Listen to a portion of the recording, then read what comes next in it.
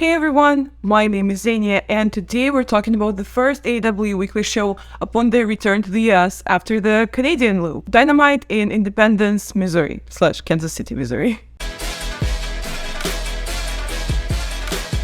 I just want to preface this by saying that even though I was there to cover it and was there to do this, even if I wasn't, I would definitely say that this is a show worth talking about. Because, as I said, it's the first show upon the return from the Canadian loop, one of the many yet to come. They're going to have a huge Canadian tour in the summer. I'm going to get ahead of myself a little bit and say that we now know that a lot of the fans agree with me here, but they really could have made it a filler show. They really could have made it a show that was just there to, start back up in America, to give everyone a bit of a break. But no, Tony Khan said, not happening, not on my watch. And Tony Khan put out an amazing show for us. And I honestly think this was one of the best Dynamites in recent memory. So let's talk about it. It was taking place in Independence, Missouri. That was my first time in Missouri.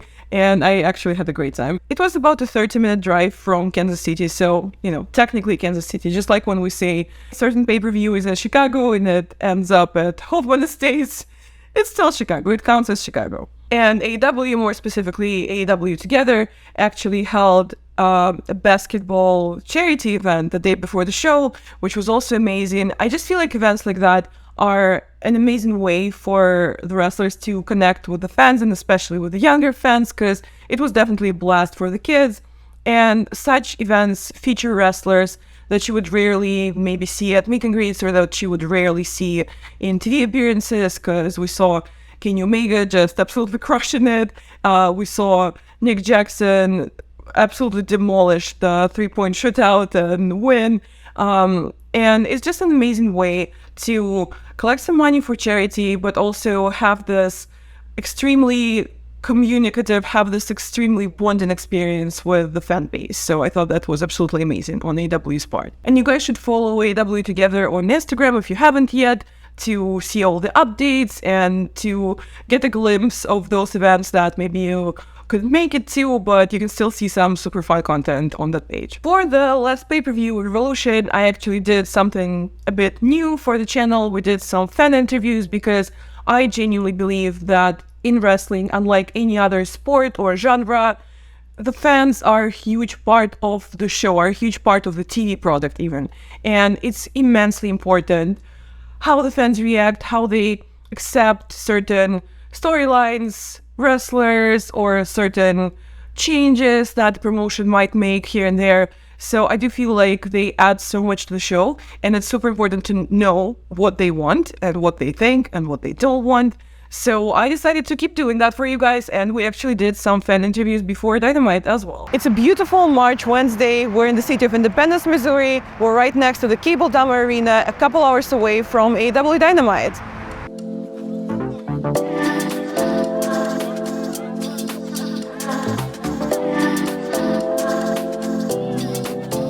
We have a stacked card tonight. Some awesome tag matches, Hook is in action. We're gonna hear from Adam Cole, and the most anticipated match of the night, or so I think, we're gonna find out, Kenny Omega versus El Hijo del Vikingo, the AAA Mexican lucha star.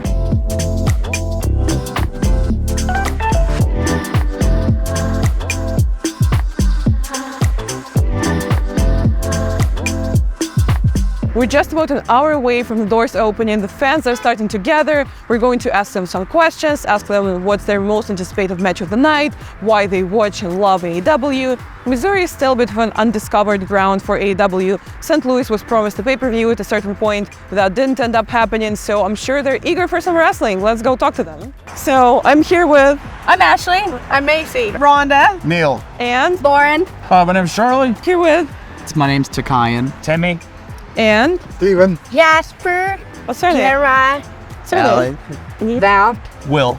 And... Caden. And... Garrett. Ryan Williams. Joe Flores, the lucky luchador. Yeah, you're looking very prepared for the show tonight. Yes. Are you gonna participate? Maybe you'll make it in. Maybe I'll make the dark match. Or you could just maybe jump the barricade. We don't endorse that. Don't do that. And he has a blank sign. What's going on? Okay, so you see I have a Sharpie in my bag. I was actually probably going to ask somebody what I should put on it, because I could think of something, but I want to think of something, kind of funny. So that's why it's empty. So you're holding like a joke contest to see who gets the funniest. Pretty much, yeah. On the side. Yeah. I mean, you can ask us. Okay. I don't think I'm a very funny person, but like, if you throw a topic in for me. What would be a good insult to piss MJF off? Insult. So I think we've seen a lot of like insult signs from MJF. We had that he's more orange than Orange Cassidy. We've had that he's hot dog sideways. Did you go to the basketball event yesterday? Yes, we did. We went, my husband and I went to the basketball event. It was awesome to see all of the different wrestlers. I'm a big fan now of Jade Cargill. She was amazing with the kids. Nice to meet you guys. You have some sweet signs. Oh my God. Okay. How well prepared he is. Look at all his signs. Oh my God. We gotta support Sky Blue. Third time making it out here to Kansas City Third time. for AEW. 3 out of 4, not bad. I think this is easily the best card that AEW's put together here in Kansas City. I'll be 30 in August, and to get to see Sting, who's been around since before I was born, is gonna be really sweet. Him, Darby, and Orange Cassidy taking on Kip Sabian and Butcher and Blade. It's gonna be really fun. And you have a nice shirt on, Green Tribute. Yeah. Man, so yeah. definitely good. Great to see that. Is this you guys' first AEW show? This is my third. And we have some sweet MJF scarves going on. Are you guys support MJF tonight? Absolutely. Yeah? Oh yeah, big MJF. Why do you guys like MJF? Just the best there is, and we know it. We know it. Do you like MJF also? I do. I left my scarf at home, unfortunately. We live about 4.5 hours away, so. What does he like? What's a weird thing to do for a person? But he probably does. Hold on, who has the biggest temper? Who gets the most mad in the locker room? In the locker room? Are we supposed to know that? Vicky Guerrero, I think, maybe? Is she here tonight? I don't know, she might be.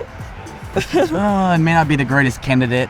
I think he's just trying to look for someone to piss off. Yeah. Anyone. Yeah, it's better get pissed off than pissed on, I've always heard. Send Hook! Send Hook. Yeah, I got a cool sign for Orange Cassidy. That's all. It's fine. It's whatever. Takeshita over everyone. Hell yeah. Denhausen cursed me. He did it again. Are you doing okay after that? I think I'm okay. And if I can get a hug from Tony Khan, that'd be awesome. Thank you. I think we can make it happen. I think we should make it happen. Has Tony Khan ever hugged anyone at the show? I don't think. I think he might be the first. No, I hope so. What's the match that you guys are most excited for tonight? Probably Jon Moxley and Stu Grayson. Nice. Yeah.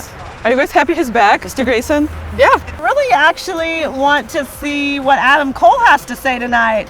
Are we going to find out who he's going to wrestle next week? Sting and Darby Allin match, then actually Sting getting into the ring. It's been a while since he's been there, so. Yeah, and he just had his birthday too. I know, it's going to be great. So we're going to see his first match at his new year of life. Isn't that wonderful? It's going to be great. So, and then obviously Cassidy being in there. I wonder if Cassidy's actually going to do any kicks. One of the questions that they asked was, of course, about the main event, about the International Dream Match, Kenny Omega versus El Hijo del Vikingo. Huge backstory. Amazing combination of talent, and I feel like when it got announced on Instagram, on Twitter, on the internet, it definitely blew up. It definitely was one of the most anticipated matches of the night, if not the most anticipated match. But again, a lot of us have these doubts when it comes to the internet and the internet fan base, because we can't help but question, are those the same people that actually come to shows? Are those the same people that actually tune into shows on TV? So I had to ask real life fans at the live event, and it seems like they were just as excited for it as the mass of people on the internet. So let's see their answers. And Kenny Omega is wrestling Hijo del Vikingo tonight. And do you guys like seeing wrestlers from other promotions getting featured on AEW? Absolutely, yeah. I actually really like that about AEW, that they're willing to do cross-promotion stuff. I think that makes it extra exciting, and it just makes it to where you never know what you're going to get. International Dream Match, Kenny Omega and Vikingo is going to be awesome. Really looking forward to this. It's going to be a lot of fun. The whole family event. Are you guys excited for the show? Yeah. Our first AEW show. Yeah, I've never heard of the guy. I've never seen him before, but it's something new. It's something you don't see like on AEW. Yeah, I especially like it when XWB come to AEW and not the other way around, because it makes all the people on Twitter mad. And I love to see people cry. But Oh, wow. It is definitely the most exciting match on the card. It is a dream match if there ever was one. It is definitely a dream match. And for it to happen here in this sleepy little town near Kansas City is honestly just biggest luck in the world. That I could be here to see this match live is just spectacular. That is, I think having Vikingo come up from AAA, of course, having the AAA champion here is really exciting to be a part of and being able to watch. Of course, you don't really get to see it on this big of a platform, but I love it. It brings something really special, because last time when they were here, they were very close to Forbidden Door. Do you remember who it was who came? Will Ospreay. Oh, right. It was Will Ospreay. Yeah, and now we're getting Aussie Open on Yes. RH too. I think it gives them a good fan base. AEW's got a big fan base. New Japan's pretty big too, so that's going to be a good one. Wrestling is a vast tapestry of different styles, different places, and to think that we live in a time now where a promotion like AEW, like New Japan, like AAA can all come together to do these types of shows. We're living in, I think, the best time for pro wrestling right here and now. Absolutely, couldn't agree more. Other companies, who would I want to see here? Oh, I want to, my dream is to one day see Okada. I really want to see Okada. He is up there. I don't know. I'd like to see Jay White wrestle again. Oh, I couldn't agree more. Definitely. I'd like to see Mercedes Moné make an appearance. A lot of everyone's from New Japan. I mean, hopefully Switchblade or White decides what he's going to do and comes over. That'd be a good one. The New Japan guys, they've got great moves. It's a different mindset, it's a different style. So it'd be great to put that in towards the fan base over here. Seth Rollins would be a good addition. Oh, wow. But I would love to see Ospreay in AEW at some point. I'd love to see a lot of the New Japan guys. I'd love to see Okada. I'm not sure if they've wrestled a match before, but not that I've seen live. So I'd love to see Okada come over and wrestle a match here live. Honestly, there's just so much. What I can't wait for is obviously Forbidden Door, because I want to see the great matchups that can come out of that, especially since now New Japan has a great partnership with Stardom. I want to see the wonderful ladies of Stardom, especially ladies like Kairi, like Monet, who just debuted there, come in and have some of the best matches they can with the women of AEW. I think that pay-per-view will be, honestly, the best there can be this year. And I, of course, always ask who the fan favorites are. And Kenny Omega seems to be the consensus again, which I couldn't agree more. Definitely the best wrestler in the world. And the fans in Missouri were clamoring to see that match. I'm really excited for Kenny Omega. I'm going to be honest, I got the MJF scarf, but Kenny Omega's my favorite.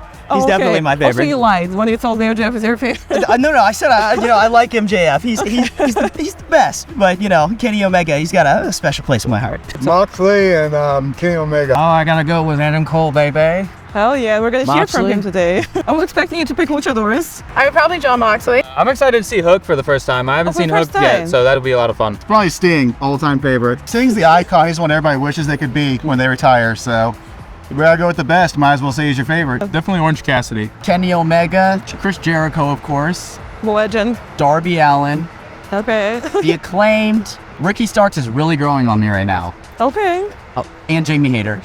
Oh, Jamie Hater is awesome Yes, for sure. Maybe Jon Moxley. This is so awesome that you guys come here as a family and you have a very sweet Kenny Omega shirt. Is he your favorite wrestler? I would think so right now, especially at this particular promotion. But I would say in any promotion he's been in, any promotion in the world, Kenny Omega is by far the best in the world. Absolutely, I couldn't agree more. Among other unexpected or less conventional favorites, Missouri just seems to love Gun Club, which couldn't even be that visible from the live crowd reaction because they still got the boos, they still got the yes boys chant, but I feel like maybe the Guns are a type of tag team that's just so fun to hate that even people who would tell me in person that they like them so much would come into the arena and boo them because that's a part of the experience, because that's how you love them. And she's supporting the Guns today. The Guns. Yeah, gotta support the Guns. No, don't call them the ass boys. They're the champs. They don't like it. Come on, they're great. I love how they interact with the crowd. They're a lot of fun. I'm looking forward to the Guns taking on Top Flight. I like the Guns and stuff, and I'm hoping FTR will come out too, so I'm a really big FTR fan. So many people like the Guns here. We had some very dedicated Hook fans This seems to be a very popular pick today among the fans. And your favorite is Hogan. I assume. I think I can assume that. Why is he your favorite? Fun to watch. And we had an even more dedicated Wheeler Yuta fan. And we have a sweet shirt right here, and I'm guessing that Wheeler Yuta is your favorite. I might be wrong. No, he is for sure my favorite. Why is he your favorite? He's just so good. I think he's so neat. I love that for you. Is this your guys' first AEW show? No. It's mine. Oh, it's hers, yeah. But they've been before. Yeah. Yeah? But it's my first. What are your expectations? What do you want to see tonight? She thinks she's gonna sleep with Wheeler Yuta. You sure? Wheeler Yuta's gonna see me and be like, yes, heck yeah. Fall in love with you. Yes, that's Cool. the goal. I'm rooting for you. I think it's definitely you. gonna happen. And why do you guys love AEW? Why do you watch? What's the it factor for you? It's not so scripted, and like I feel like it's more for like adults instead of a kid. It's got more of a real feeling to it. I think it separates from all the other wrestling organizations. We see wrestling, Yeah, and that's something we have not seen in a long time. definitely. And I'm proud to see that coming back. I think it just brings like a freshness to wrestling. There's a little more passion. There's a little more fire behind some of the promos and the wrestlers. It's a lot of fun. It's just for anybody who may feel like they've been kind of left in the dirt from other people. If you really want to, you can come over here. You can watch what's going on, and it's a different atmosphere every single time. And there's a lot of solid people here that are willing to do things that other people just aren't willing to do. And it's a lot of fun. You see it from the guys and girls in the ring, and it's a lot of fun. Having been to a lot of different promotion shows, AEW just feels like a party more than anything. Every time we come here, it's like a big party. The crowd gets into it.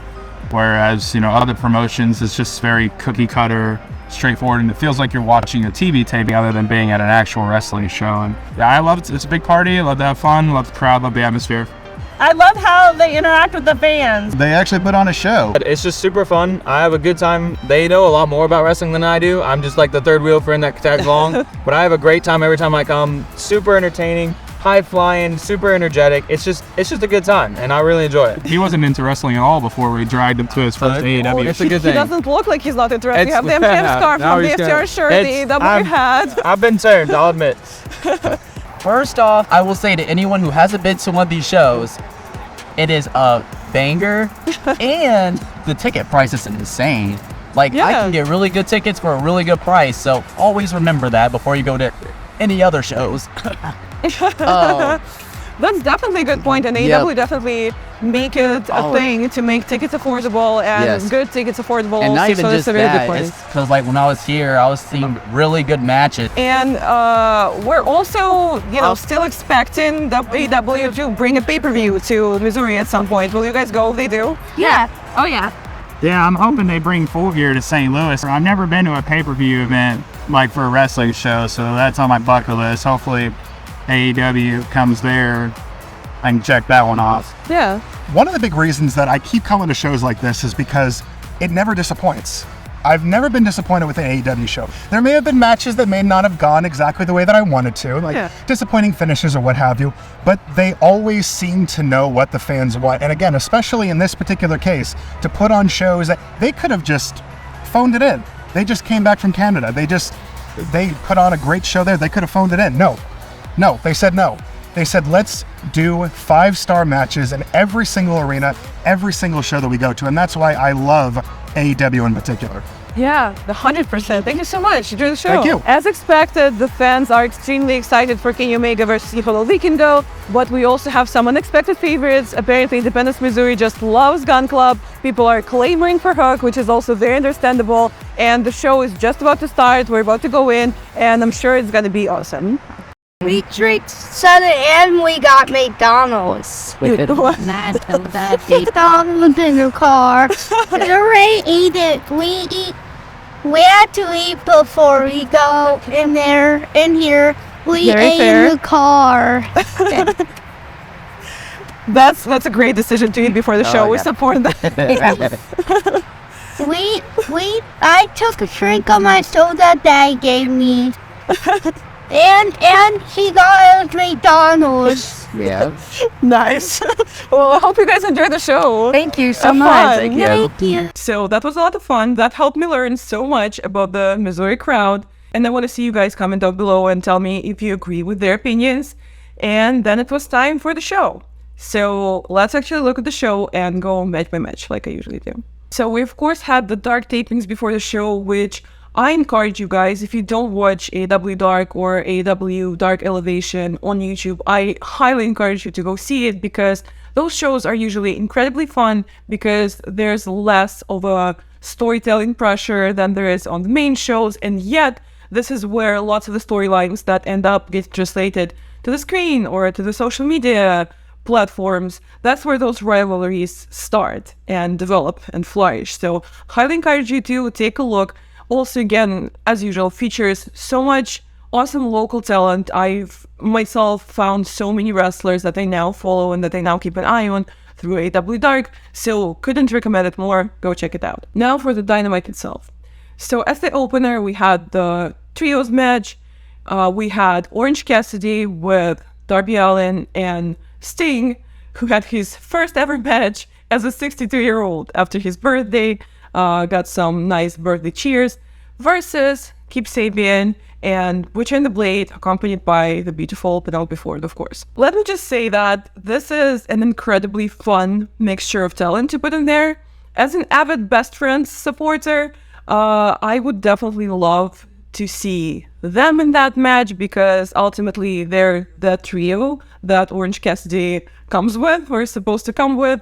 I think they're still not cleared to perform, which is a shame, but you know, if there was a spectacular replacement to be made there, Sting is definitely one. It's incredible how Sting, at his age, is still so incredibly agile, so incredibly athletic. He still has, you know, full-blown matches, because a lot of the times legends would do certain accommodations in matches, right? And maybe a regular fan couldn't tell from the first glance, but sometimes you can very clearly see that they're trying to take it easy, which is super understandable. Sting is not trying to take it easy. Sting is going all in, which is great to see. Orange Cassidy was sporting some wonderful face paint to match his new tag partners. And from the social media, we know that apparently Trent Beretta did the face paint.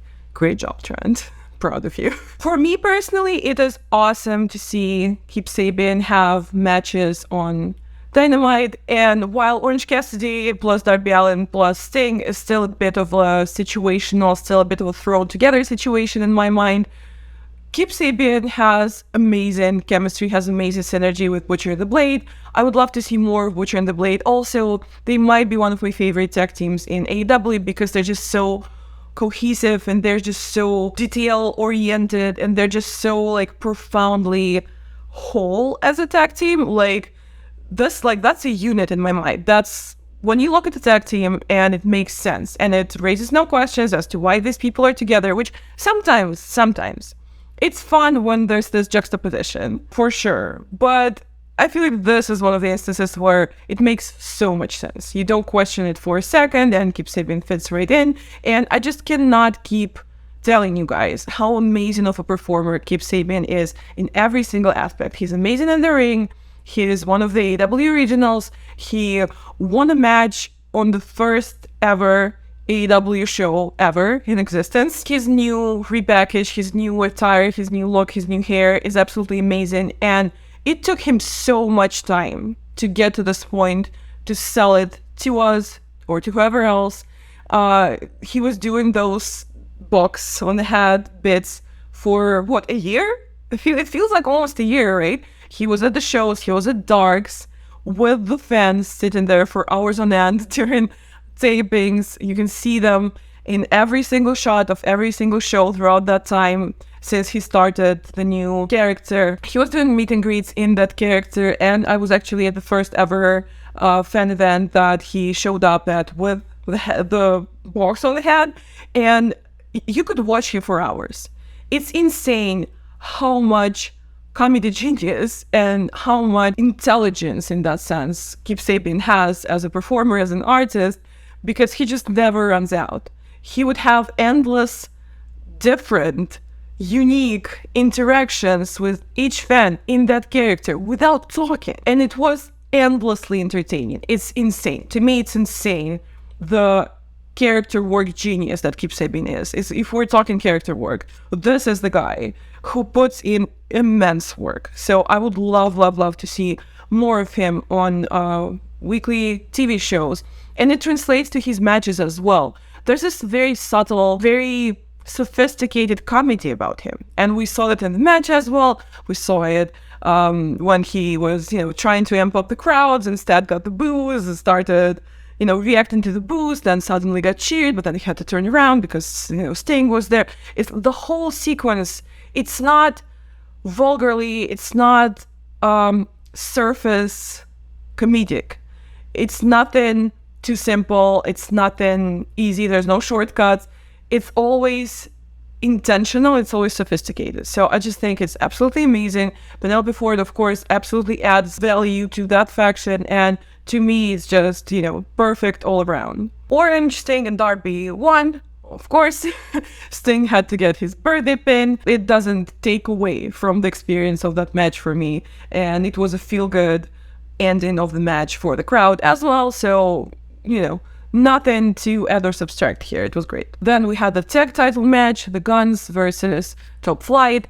It's been amazing to see Top Flight reunited, back in action, because ultimately I, as a viewer, and I think a lot of you guys would agree with me, perceive them as a tag team. And as awesome as it was to see some singles matches for Dante and see him tag with Matt Sydal and see him tag with different wrestlers on the roster, ultimately they're a tag team. Ultimately they're, brothers, and they're doing this together, and that's how they started, that's how they're continuing. And I was lucky enough to see some of the shows that they were on in Minnesota, in their home state, and the reactions that they get there are absolutely amazing. It adds to the experience. So it's great to see them back as a unit in full force. And the Guns, of course, the champions. Like I said, Missouri seems to freaking love Gun Club and, protect them from the S-Boys chants, but they still got a fair share of the S-Boys reception. Amazing match. Of course, Top Flight just do incredible things in the ring, just do unthinkable things in the ring. Sometimes you look at them and you forget gravity exists. It's amazing. But again, this match was definitely a bit of a setup for FTR to appear again, to grace us with their presence. And we saw them challenge the Guns for the titles and put their AEW career on the line, which is definitely not taken lightly by the viewer also, because it is a question of what's next for FTR and what are they doing with their career, and are they staying here or not. So it's definitely something that's going to be unpredicted and something that's going to be high stakes. So looking forward to that. Then we had her, again, another local favorite, against Stokely Hathaway, which, was definitely a contender for match of the night also for a lot of people, I'm sure. Stokely had an amazing entrance with all of his proteges cheering him on. He tried to get out of the match, tried to provide a counterfeit doctor's note on a Wingstop receipt, which I think it should have been a Buffalo Wild Wings receipt, because there was a Buffalo Wild Wings right next to the arena, so he could have got his doctor's notes there. But that match, in its way, in the way that it had to exist, in my mind, was perfect.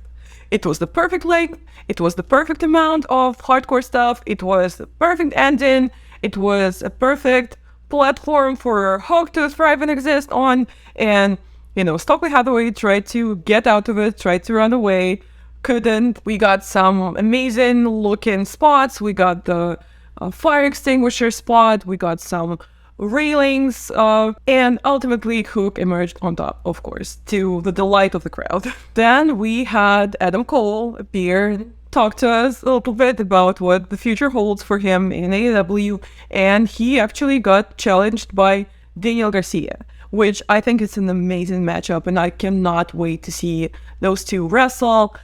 We saw Daniel Garcia drop the P-bomb, or the W-bomb, the pro wrestler bomb is what I'm trying to say. He called himself a pro wrestler, corrected himself, but we all heard it.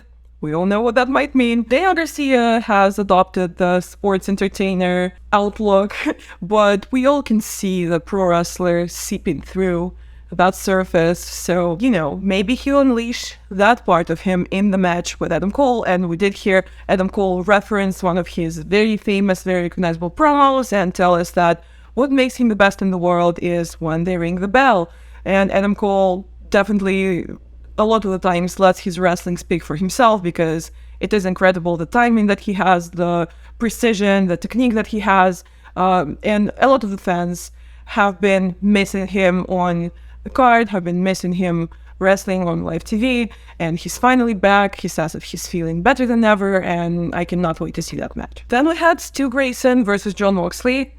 Again, Stu Grayson is definitely another person that everyone is so happy to see come back, and I feel like with Stu Grayson, it was one of those occasions where you don't really value something until you lose it, because Stu Grayson never seemed like the center of attention in Dark Order or like a game changer in Dark Order. He was always the powerhouse. He was always one of the founding members, but it never seemed like there was too much spotlight on him until he was gone, and it was very clear the hole and the blank space that he left. So a lot of people, including me, are extremely happy that he's back. It was awesome to see him wrestle Moxley more than anyone, because I just feel like it's such an amazing clash of styles, and Moxley is fully in his bad guy era. He did attack Stu Grayson backstage after the match as well to, completely piss off the fans and completely solidify that what he's doing is not right. But Stu Grayson, like I said, he's always been the powerhouse of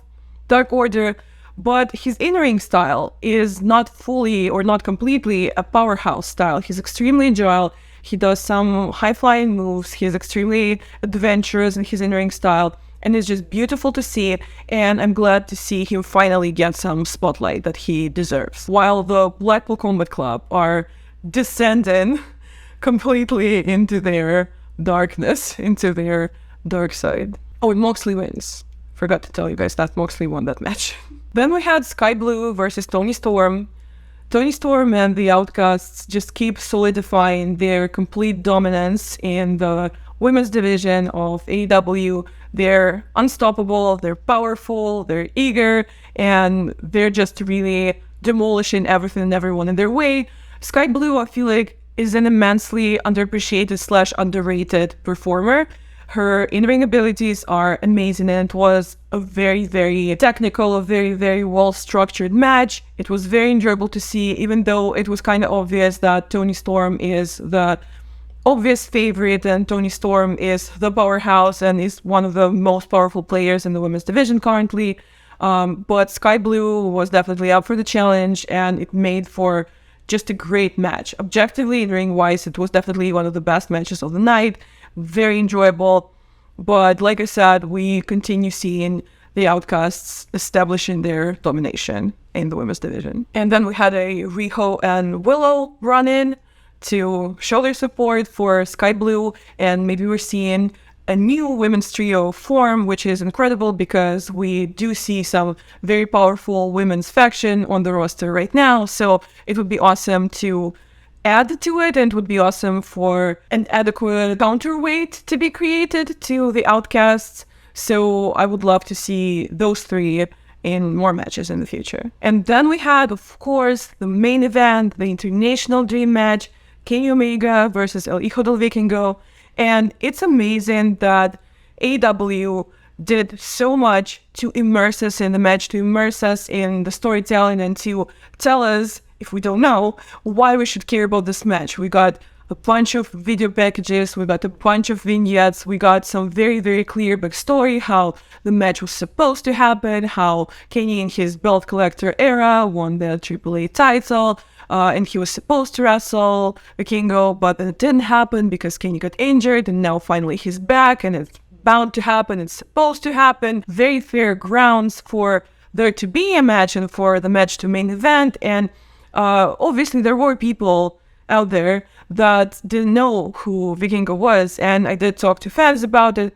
Most fans, the consensus seems to be that people love seeing wrestlers from other promotions featured in AEW, and they think it's an amazing, window into the outer world for AEW, not to become one of those promotions who's super closed off and who never does anything on the outside of it. And people love the New Japan collaboration, and people are, extremely excited for Forbidden Door, which is another thing that's going to happen soon. And that's definitely in the realm of AEW opening up, again, the proverbial Forbidden Door. But obviously there were fans that didn't know who Hijo and Vikingo was before that show, and oh boy, what a way to find out that was. And Vikingo definitely representing the classic lucha style, incredibly agile, incredibly fast, just so incredibly inventive in the ring. A lot of those moves that Vikingo did in that match, I'd never seen before in my life. And I've been watching wrestling for 16 years, different promotions across the world.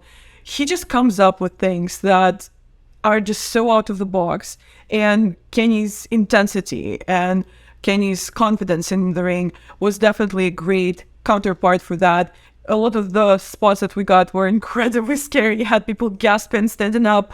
Hopefully both wrestlers are okay as far as I'm concerned. They are, and nothing too dramatic happened in terms of injuries. So that's great. And we did see a show of respect from Kenny after the match to Vikingo, because it was an incredible match. It was definitely the best match of the night, possibly the best match of the month, half a year, something.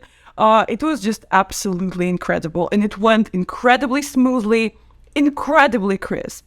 Like, nothing was sloppy, nothing was in any way shifty or blurry. It was just an incredibly smooth, crisp, fast match. It was definitely something to watch on the edge of your seat. For the bigger chunk of the match, the whole arena was on their feet until the security started telling them to sit down, maybe. Because it was, if the fans had their way, I'm sure they just would have been on their feet the whole match. Because it is just not the kind of match that has you relaxed and sitting back. It's something that had you on the edge of your seat or on your feet the entire time. There was not a single point in that match where it wasn't worth just being completely focused on and being completely invested in. So, as always, Kenny Omega is creating magic in the ring. El Hijo del Vikingo is creating absolute, just mind-blowing technique, but the word technique doesn't even encapsulate it. Like I said, it's just like being so innovative, being so inventive, and it's just absolutely incredible. It made for an incredible match. I don't do star ratings, and you guys know that, but if I did, that would definitely break the scale. Like, it can't be a 5, it can't be a 10, it has to be something beyond that. And then, as if we didn't have a great enough show, it ended with a very meaningful storytelling-wise segment with Kenny Omega and Hangman Page. We see that Don Callis is trying to distance Kenny Omega from his friends, is trying to distance Kenny Omega from the Elite, from the Bucks, from Hangman as well, because Hangman did come to the rescue. He did try to help Kenny Omega, and Don Callis did everything in his power to place that wedge between Kenny Omega and Hangman Page, to create that misunderstanding, to create that mistrust. And Kenny Omega and Hangman Page have been the two figures throughout the entire history of AEW that have had some sort of a complex relationship going on the entire time. They were tag team champions together, they were rivals, they were anything you can be at any stage of an interpersonal relationship. And I'm definitely extremely excited to see where this goes, and to see if Kenny will succumb to the influence of Don Callis and distance himself from his company, his friends, because it does seem like Kenny is on his way to becoming that single sensation, to becoming that individual wrestler that works alone, besides Don Callis, of course, that is just so integral in his own self that he doesn't really need a faction, he doesn't really need a tag team, he doesn't really need anyone in his corner besides trusted Don Callis. Of course, Don Callis would never let that go, but definitely very, very interesting to see what's next for Kenny Omega and Hangman Adam Page. Like I said, an incredible show at a time where it didn't have to be an incredible show, but Tony Khan went out of his way to make it an incredible episode. And in my humble opinion, that was one of the best Dynamite episodes in recent memory. Comment down below and tell me if you agree, and tell me which match was your favorite of the night. And in the meanwhile, thank you guys so much for watching. Give this video a like if you had a good time. Subscribe, tap the notification bell to never miss an upload. And until next time, goodbye.